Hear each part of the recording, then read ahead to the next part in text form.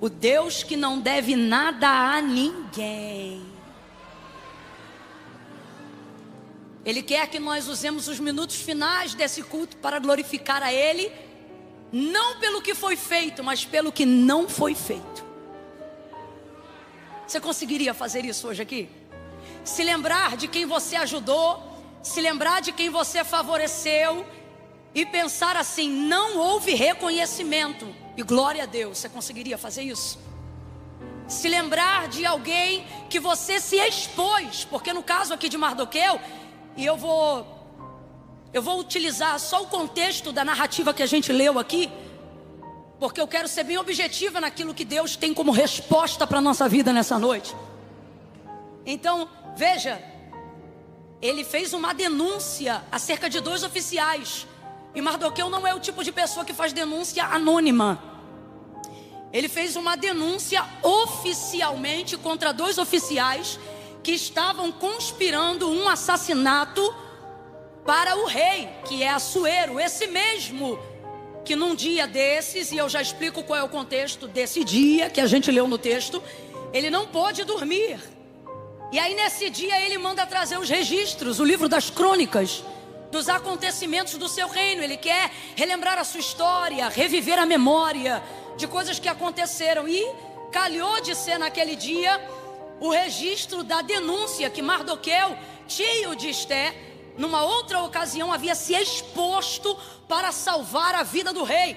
Uma denúncia de assassinato não é fácil. Imagina que você está sabendo que 2 pessoas estão conspirando acabar com a vida de uma pessoa, e aí você vai lá, se expõe e faz uma denúncia contra 2 oficiais. Eu estou falando de homens políticos e homens de guerra. Aí Mardoqueu, um hebreu, um estrangeiro vivendo em uma outra terra, e ele vai fazer isso porque isso é o certo. E aí qual é o contexto aqui? O contexto é que o rei Assuero pergunta: então, acerca disso daí, porque não está lá no registro, né? O que é que foi feito a Mardoqueu por isso que ele me fez? E os servos responderam: nada foi feito. Será que nessa noite você conseguiria trazer um apanhado na sua memória e observar todas as coisas que você já fez em exposição por alguém? Não para se vangloriar, mas porque você disse: eu vou fazer isso porque isso é certo, é o que eu gostaria que alguém fizesse se estivesse no meu lugar. Vezes em que você foi testemunha do que viu e ouviu, mesmo sabendo que sua vida nunca mais seria a mesma depois que tal coisa fosse feita ou denunciada. Gente aqui que nunca se colocou na frente de uma bala, mas se colocou na frente de uma mentira e disse: ó, isso aí não é verdade. Gente que protegeu gente que nem era tão íntima sua. Gente que inclusive hoje voltou a ser amigo do inimigo que foi outrora, e você ficou no canto dizendo: mano, como é que isso aconteceu comigo? Eu entrei no rolo para poder fazer o que era certo. Enfim, eu não sei. Mas será que teria na sua memória alguma área da sua vida que faltou uma recompensa, que faltou uma restituição? Algo que você não coloca como uma queixa diante de Deus, mas que você se lembra hoje aqui, e não se lembra à toa, porque o Espírito Santo de Deus te trouxe nessa noite de quarta-feira para dizer: não foi o homem, foi eu que aguardei. Porque aquilo que você faz aqui e aquilo que o homem te compensa aqui ou te recompensa aqui, fica aqui. Mas aquilo que aqui você esperou ser recompensado e não foi, vai para o livro das obras. O que isso significa? Significa que quando o homem não faz aquilo que deveria fazer, Deus entra em cena. Que quando o homem não dá aquilo que deveria dar, Deus entra em cena. Que quando o homem não entra onde deveria entrar, Deus entra. Por quê? Porque Deus não fica devendo nada a ninguém. E eu não estou falando sobre o mais alto grau do cristianismo, não. Eu estou falando sobre justiça. O nosso Deus é um Deus de justiça. Eu não sei o que você tem passado, mas a palavra que Deus colocou na minha boca esta noite é essa: diga que eu sou um Deus de justiça. Diga que eu sou um Deus de balança fiel. Diga que eu sou um Deus que muitas vezes aquilo que te magoou, que não foi visto pelas pessoas pela maneira como você esperou que seria visto, você deveria entender que nisto aí morou uma oportunidade de Deus entrar. E aí, Camila, qual é a diferença de eu não ter sido recompensado segundo as minhas obras por quem deveria ter reconhecido o que eu fiz? É uma alegria isso. E por que é uma alegria, Camila? Eu tenho mágoa desse dia, dor desse dia, tristeza desse dia. Se eu fosse você, eu limpava o seu coração, porque a bênção do homem, ela é um reconhecimento momentâneo e transitório, mas a palavra do Senhor diz que a bênção do Senhor não acrescenta dano e ela permanece para sempre. Camila, eu não estou entendendo, vai entender agora. Deus está dizendo: faltou abraço, faltou reconhecimento e faltou honra, porque o que eu tinha para a tua vida não era temporário, era um decreto. Então Deus permitiu até pessoas que não conseguiram se colocar na posição honesta, justa que deveriam, porque Deus iria usar essa lacuna para dizer: eu vou entrar aonde o homem não tinha gabarito, para recompensar a altura aquilo que você fez. Eu não sei se você está entendendo. Se você não está entendendo, entenda agora. É noite de justiça e honra. Justiça e honra. Justiça e honra. Eu vou falar de novo. É noite de justiça e honra, diz o Senhor. Aleluia. Oh, aleluia.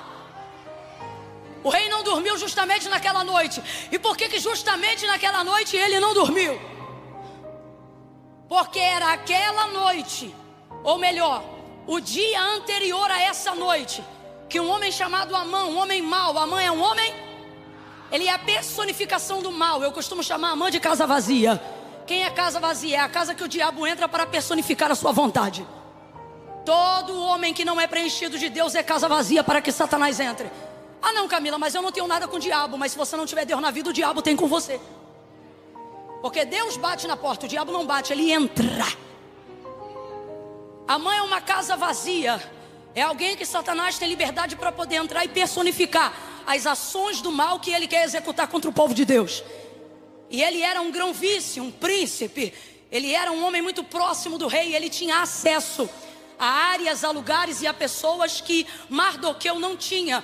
Mardoqueu obviamente é um homem muito bem relacionado. Como é que saberia-se de um registro aonde uma denúncia de uma conspiração, ou seja, algo em oculto, estava acontecendo? Então obviamente Mardoqueu também era um homem muito bem relacionado. Todavia ele não tinha o mesmo nível de acesso que esse príncipe chamado Amã, este homem mau, tinha dentro daquele reino. E qual era o contexto? O contexto era que Amã odiava Mardoqueu porque ele representava resistência. Ocorre que ele gostava de ser bajulado, ele gostava de ser adulado. E um decreto contra o povo de Deus já havia saído, dado pelo próprio rei, sob influência deste homem mau que quer destruir o povo de Deus, chamado Amã. E este Amã quer os judeus destruídos. Mas ocorre que Mardoqueu entra num propósito de humilhação, veste de pano de saco, cinza sobre a cabeça, e fica na escadaria, à entrada da porta do palácio, aonde Amã passava frequentemente. E aonde Amã passava, cabia-se reverência a ele, porque ele era um integrante do reino de Assuero, do Império Medo-Persa. Então a burocracia real exigia que qualquer grão-vice que passasse por você fosse reconhecido por você com um cumprimento de reverência, uma inclinação leve de cabeça. E ocorria que qualquer pessoa fazia esse gesto simples. Completa para mim, para eu ter certeza que você está me ouvindo bem. Um gesto. Porém, gestos simples também carregam grandes significados. Por exemplo, na nossa rede social, curtir é um gesto simples. Com 2 cliques você coloca o coração em cima de uma publicação e você diz que curtiu aquilo. É um gesto simples, é ou não é? Mas quem já se escandalizou em ver o nome de alguém numa curtida que não deveria? Ah, tá fingindo costume você. Você olha, menina, fulano curtiu. Meu Deus. Então fulano não é como eu pensava, o negócio não... É um gesto simples. E todo mundo fazia isso. Só que o texto diz que quando Mardoqueu via Amã, e Amã estava passando pela entrada da porta do palácio, ali ele estava em humilhação, se curvando somente perante a Deus. Então ele vê Amã, e Amã não é reverenciado por Mardoqueu, porque Mardoqueu tem discernimento que Amã é a personificação do mal, e que ele influenciou o rei a estabelecer um decreto para destruir o povo de Deus. Olha para mim que eu vou falar rasgado, que é para todo mundo entender. Ao mal não se reverencia nem por educação. Não use educação para esconder a covardia da sua ausência de convicções cristãs. Mal não se reverencia. Ele é a personificação do mal. André, vem comigo. Quando eu ficar louca, entra na onda. Então ele sabia que aquele homem não era digno de honra, e a reverência comunicava um nível de honra. E Mardoqueu já estava com a vida passiva de um decreto de morte, e ele não iria honrar o seu assassino, o assassino do povo de Deus, por motivos tão escusos e obscuros. Então ele não reverenciava. O ego de Amã deixou ele endemoniado, possesso. E então ele vai pedir a cabeça de Amã. Mas antes de ter autorização do rei, para saber se pode, de Mardoqueu, antes de pedir a autorização do rei, para saber se pode conduzir Mardoqueu à forca, ele já vai construir a forca. E o texto diz que ela era muito alta, e isso era para impressionar as pessoas, e para que Mardoqueu soubesse que a morte dele estava sendo projetada pelo inimigo que ele não respeitava.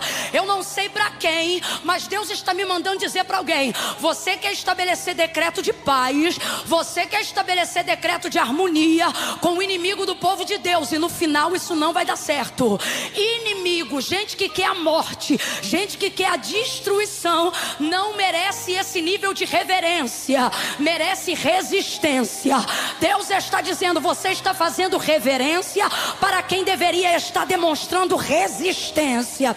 Ben-Hadad, segundo, foi um dos homens que tentou conquistar Samaria, e ele zombava do rei na ocasião. E na ocasião o rei em questão chamava-se Acabe, um homem frouxo, comandado por uma mulher possuidora, por uma mulher de posse, uma mulher dominadora chamada Jezabel. Essa mulher influenciava ele a fazer o que era errado, e homem frouxo é facilmente influenciado.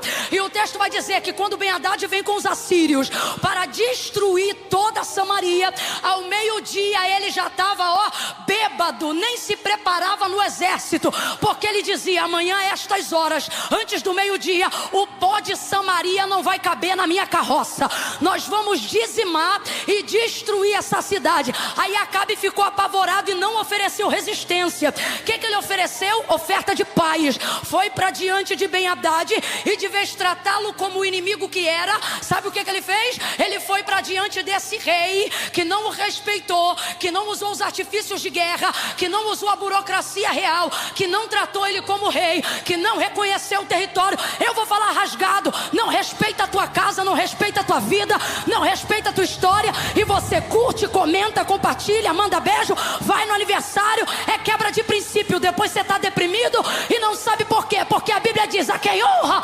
honra. Se não te honra, meu irmão, sai desse loop. O que Ben-Hadad vai fazer? Oferta de paz. Rei, Ben-Hadad, minhas coisas são tuas, meus filhos são teus. Frouxo. Minhas coisas são tuas, meus filhos são teus. Resultado, ele pensou que ia comover Ben-Hadad com isso. Sabe o que Ben-Hadad faz? Vai para cima dele com mais força ainda e diz: amanhã antes do meio-dia, vocês não vão ser meus filhos, vocês vão ser meus escravos. Inimigo não respeita quem oferece paz quando ele chama para guerra. E eu estou falando aqui de questões espirituais. Para de deixar Satanás ganhar território dentro da tua casa. A menina tem 12 anos de idade e decide em que estação de rádio vai ficar. Ela decide a lista dela do que ela vai ouvir. Bota o som nas alturas dentro da casa que você está pagando ainda. E no final você diz: não, eu não falo nada porque eu não quero guerra. Pois o resultado das vitórias do futuro que você quer ter está nos processos que você rejeita agora, nas conversas que você não quer ter agora, nas indisposições que você não quer ter agora. Quer paz? Quer paz? Olha para o teu irmão com carinho e diz: vai para a guerra. A paz se conquista com guerra. Ai, eu estou sentindo algo da parte de Deus aqui. E André Matos, você não está hoje aqui à toa. Você carrega uma atmosfera de guerra, de batalha. E o Senhor está dizendo: eu estou te chamando para criar resistência. Resistência contra esse inimigo espiritual que te afronta, que zomba de você. Satanás não vai mais tirar farinha com a tua cara. Tu vai entrar naquela casa hoje marchando e dizendo: aquele que habita no esconderijo do Altíssimo, a sombra do Onipotente descansará. Direi do Senhor: Ele é o meu Deus, meu refúgio, minha fortaleza, e nele eu confiarei. Eu vou te contar algo que eu aprendi enfrentando batalhas espirituais. O inimigo vai para cima, ele perturba, ele tira sono, ele te dá insônia, ele perturba a tua vida, ele te dá medo, ele pressiona. Eu disse que ele pressiona. Completa aí que eu quero ter certeza que tu está ouvindo a instrução. Mas ele não aguenta a pressão. Vai pra cima, vai pra cima. Resistir ao diabo e ele fugirá de vós. Se por um caminho ele vier contra ti, por 7 ele terá que fugir da tua presença. Vai pra cima, vai pra Becalamantore Malacanderebaia. Ai, Doreba Shomene. Levanta a mão direita o mais alto que você puder. Bora. Bota a esquerda na mesma altura. Quando eu disser 3, tu vai botar a mão no ombro do vizinho. Camila, eu não conheço o vizinho. Não precisa conhecer não. Quando eu disser 3, tu vai botar a mão no ombro dele e vai fazer ele entender que essa noite não é noite de entretenimento gospel, é noite de guerra. E ele já está armado. Ele já está armado. No 3, tu vai sacudir ele, vai sacudir ela e vai dizer assim: vai pra cima, vai pra cima. É 1, é 2, é 3. Sacode, sacode. Vai pra cima, vai pra cima. Pano de saco, humilhação, jejum. Pano de saco, humilhação, jejum e resistência. Resistência, resistência, resistência. Vai pra cima. No mundo espiritual.